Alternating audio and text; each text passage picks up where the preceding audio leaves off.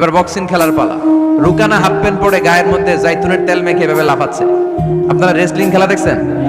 তেল মেখে পজিশন নেয় মারার জন্য প্রতিপক্ষকে। তো বিশ্বনবী তার পজিশন নেয় না, বিশ্বনবী দাঁড়িয়ে আছে। রুকানা বলল, মোহাম্মদ আমি লাফাচ্ছি, তুমি লাফাও না কেন? তুমিও লাফাও। বিশ্বনবী বললেন, না আমি লাফাই না, কারণ আমি সেলাইবিহীন লুঙ্গি পরি। সেলাই ছাড়া লুঙ্গি পরে যদি কেউ লাফায় বাতাসে সতর খুলে যাওয়ার সম্ভাবনা আছে না নাই? রুকানা বলে, মোহাম্মদ তুমি মারো। বিশ্বনবী বললেন, তুই মার, কারণ আমি মারলে ওই মায়ের হজম করার ক্ষমতা তোর নাই। এখন বিশ্বনবীও মারে না, রুকানাও মারে না, খেলাও শুরু হয় না। এখন রুকানা বলে, মোহাম্মদ তুমি মারো।